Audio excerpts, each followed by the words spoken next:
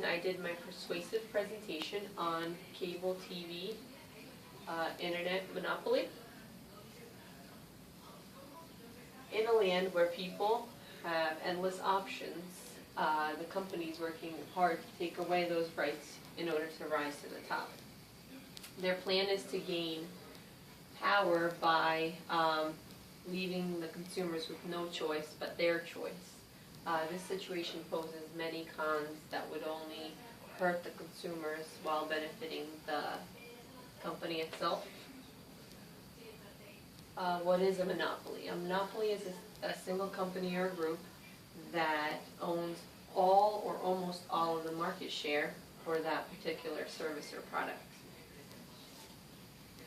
In this case, we got Comcast, and they're trying to take over pretty much the whole market, with being 57, if they merge with Time Warner Cable, they would own 57% of the market, and that would be considered a monopoly, and that would be a big problem. They want to buy out Time Warner Cable with a $45 million deal. And this is before the merge. This pie graph shows, shows Comcast, Time Warner. Comcast is at 37% now, and Time Warner has 20%. If they merged, it would be 57%, which would be well over half of the whole area. And this shows, obviously, after the merge, what would happen here. The next is the map, state by state, of where Comcast would rule. And as you see, more than half of the states are covered in Comcast. So this poses a great threat, and it's definitely a concern that should be more addressed.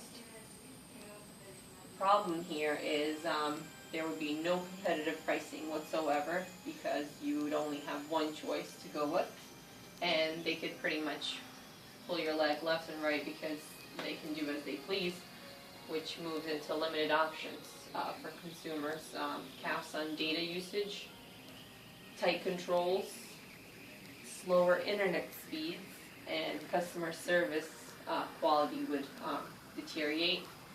And the thing about that is Comcast and Time Warner Cable both come in at the lowest customer service now, so if they merged, you could only go worse from there. So this is a funny e-card that I found that relates to this. I'm just going to ask you a few questions so I can transfer you to the right person or the right department. They will ask you the same questions and be of no help. Quick story about this is when we moved into our house, it was the address itself was a business address, and we wanted residential service. It took my husband and me about 3 to 4 weeks to get everything straightened out and have service connected. Anytime we would call, it would be different answers, different people being transferred left and right, and it made absolutely no sense from person to person. There was no inner communication whatsoever, so you always started at point one. It was a nightmare. Now, to show how powerful Comcast is, Netflix and them had a dispute. Comcast noticed that Netflix was taking up 30% of their internet traffic, so they wanted to start charging Netflix, and Netflix had nothing to do with that. They did not want that. Comcast demanded. Netflix refused, and what Comcast did next put Netflix pretty much in a corner where they have to either choose to go with them or back down, and they reduced the internet speed, that downgraded their quality and picture. So Netflix, when streaming would go on, the picture quality would be very bad, and obviously that hurts their business. So they had no choice than to sign a deal with Comcast to ensure a good picture. And this shows a line graph of the events taking place. This is the speed, and as you can see, see it's pretty consistent. And then this is when the breaking point was either pay us or we'll downgrade the quality. And that's when the internet speeds went way low. And in February of 2014 was when they actually had an agreement on a direct connection deal. And then obviously the internet speeds spiked back up, and I guess everybody was happy. And how to stop this merge? You can contact the Federal Communications Commission and Justice Department and write them a letter of your concern.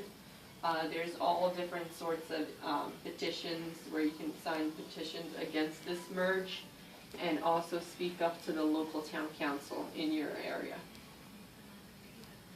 The prevention benefits would be more competition, which is always good for the customers.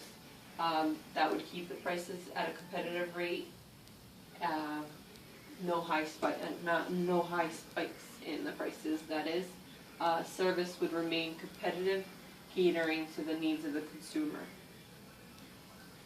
And for the concluding part of this presentation, I do have a video that we'll take a look at.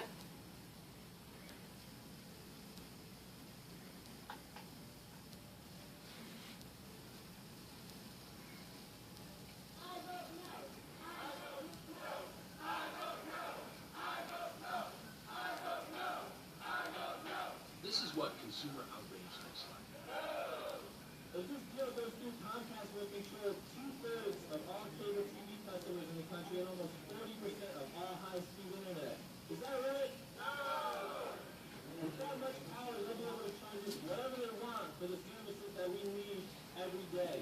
I'm a consumer advocate for Consumers Union, the policy and advocacy arm of Consumer Report. So recently we asked more than 80,000 readers for free TV and internet service. And guess which two companies landed near the bottom of the rating? Comcast and Time Warner Cable. Power to the people! Yeah, we know that if both of these companies have been merging their way to the top, we would have to pay more each month for TV, more each month for internet, more each month just for a basic phone. We all have slightly different words, different experiences, different voices, and different ways of saying things. But one thing that I've noticed is everyone that I talk to wants a more just media system. We want a media system that serves us, that serves our communities, that serves the people. The bigger the media, the less liberal, the less diverse, the less responsive, and the less informative. Now let's see if we can get them to deliver these petitions. Together we collected over 1 million signatures, which is we don't actually want Comcast to get those So I would like to give you petition here. Americans are voting no on this merger. It's time for regulators.